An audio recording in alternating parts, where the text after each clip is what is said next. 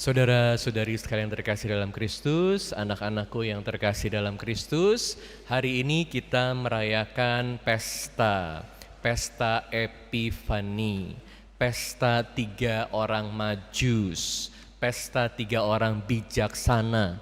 Kita melihat di awal perayaan Ekaristi bagaimana ada 3 anak yang berperan sebagai 3 orang Majus, atau sering juga disebut sebagai 3 raja dari timur yang mempersembahkan emas, dupa, dan mur kepada Yesus.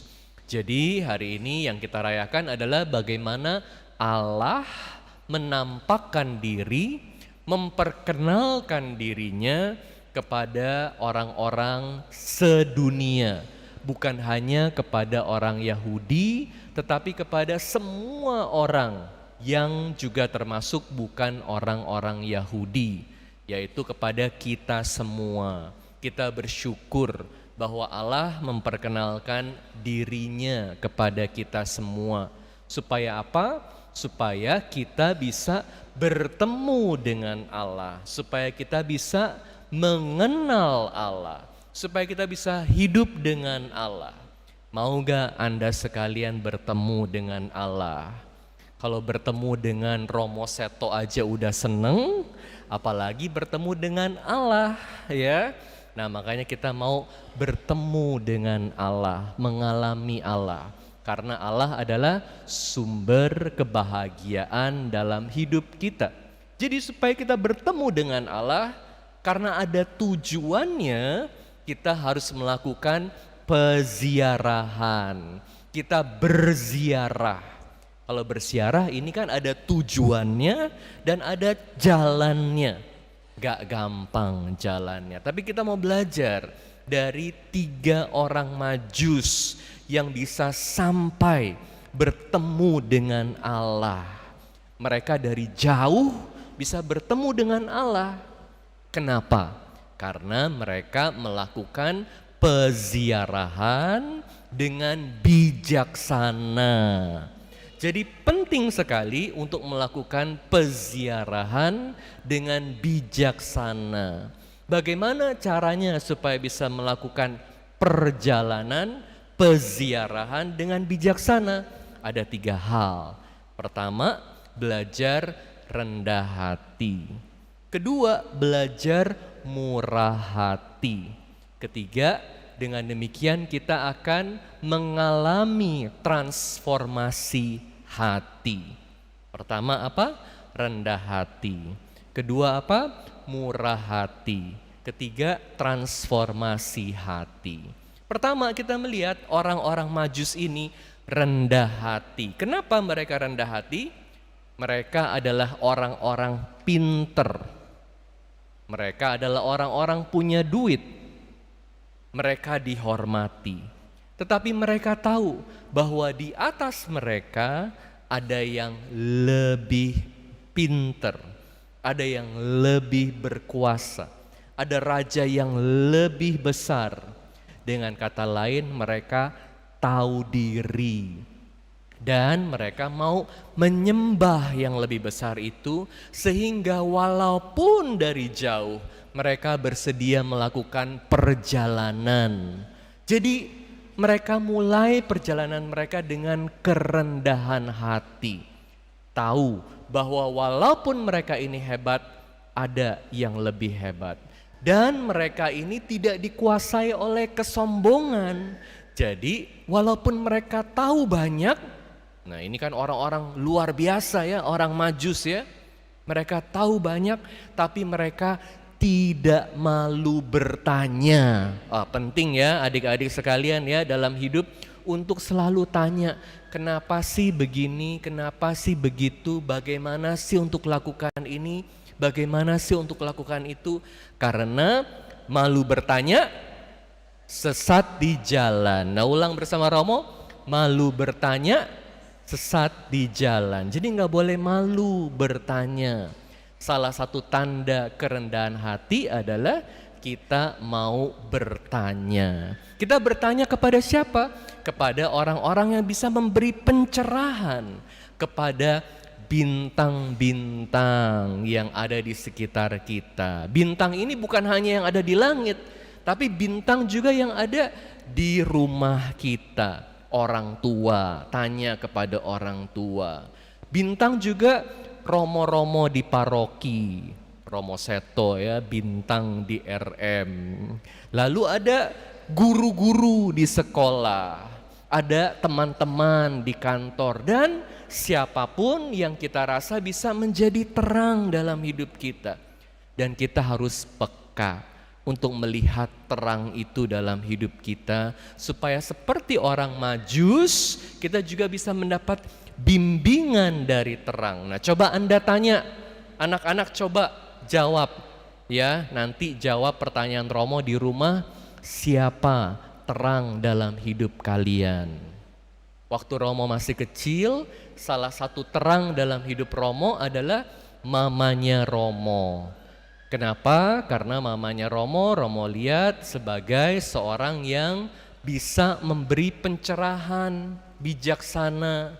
Jadi Romo lihat waktu Romo masih kecil, salah satu pekerjaan yang mamanya Romo lakukan itu menjadi dosen di UI. Nah, Romo lihat bagaimana mamanya Romo ini rajin bekerja, rajin mempersiapkan pelajaran. Jadi murid-muridnya juga kadang-kadang datang ke rumah untuk tanya pelajaran lebih jauh. Dan bukan hanya itu, walaupun sibuk dengan pekerjaannya, mamanya Romo selalu kasih waktu untuk anak-anak, selalu kasih waktu untuk keluarga. Jadi salah satu hal yang Romo paling seneng adalah kesempatan makan sama orang tua, bisa ngobrol sama orang tua, sama mama, bisa tanya-tanya, dan bisa belajar bersama. Jadi penting sekali untuk belajar melihat siapa terang dalam hidup kita, bintang itu dalam hidup kita. Dan ini tentu berlaku buat Anda sekalian juga yang udah jadi orang tua. Bukan karena udah tahu banyak, lalu gak usah tanya-tanya.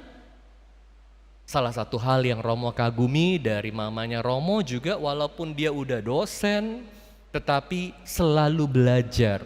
Romo ingat gimana mamanya Romo rajin belajar kitab suci. Dulu ikut sekolah kitab suci di Jakarta. Mau tahu lebih banyak mengenai kitab suci, walaupun sudah banyak pengetahuannya dan membimbing banyak orang, tapi terus belajar penting. Nah, Anda sekalian juga yang pengetahuannya udah banyak, bisa terus rajin belajar, cari tahu lebih banyak lagi. Ini adalah salah satu tanda kerendahan hati. Dan kalau udah tahu banyak, masih mau belajar mendengarkan anak-anak, mendengarkan suami, mendengarkan istri, mendengarkan teman-teman baik, mendengarkan Romo di gereja. Ini adalah salah satu tanda kerendahan hati, mau belajar lebih banyak, mau bertanya, belajar dari orang Majus. Yang kedua, kemurahan hati. Ya, orang Majus ini mau cari Yesus, cari Sang Raja. Karena apa? Karena mau memberi persembahan. Jadi mau berbagi. Di dalam hidup, berbagi ini sangat penting. Kalau kita mau berbagi, pasti kita akan jadi semakin bijak di dalam hidup. Jadi kalau Anda punya cita-cita nanti kalau udah tua jadi semakin bijaksana, dari muda harus belajar berbagi. Karena apa? Berbagi itu membuat kita jadi makin bijak. Kalau kita rajin berbagi, kita akan selalu mau cari tahu orang lain itu kebutuhannya apa. Makin mengerti kan orang lain kan?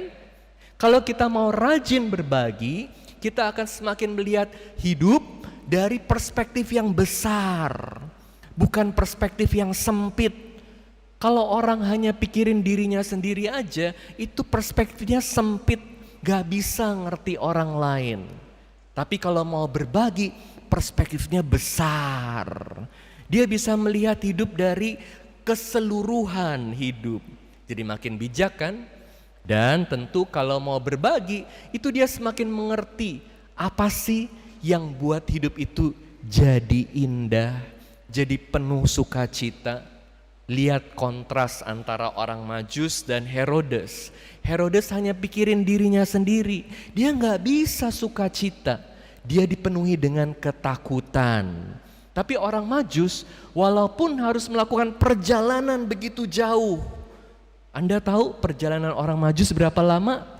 Berbulan-bulan. Makanya orang Majus itu sebetulnya ketemu Yesus udah di rumahnya Yesus. Saat dia masih bayi ya, bukan di kandang. Karena dia di kandang kan cuma sementara. Bertemunya di rumahnya Yesus.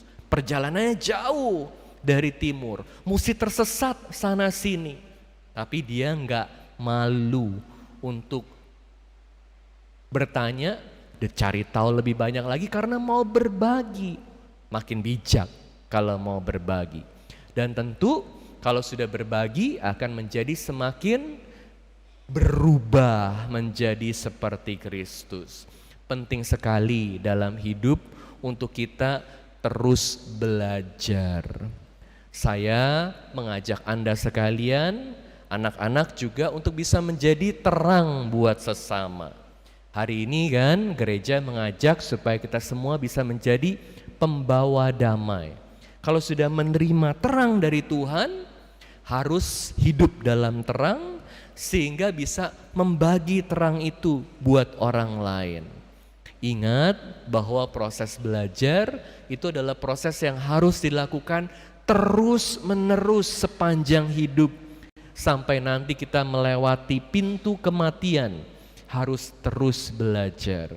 Dan seorang guru yang luar biasa adalah seorang guru yang bukan hanya pinter ngomong, tetapi bijaksana dalam hidup, di mana pertama-tama sebelum kita berbicara kepada orang lain, kita bisa menghidupi apa yang kita sudah pelajari. Semoga kita semua bisa belajar dari orang Majus ini yang juga mengalami perubahan. Waktu mereka pulang ke rumahnya, mereka pulang lewat jalan lain, gak mau lewat Herodes lagi.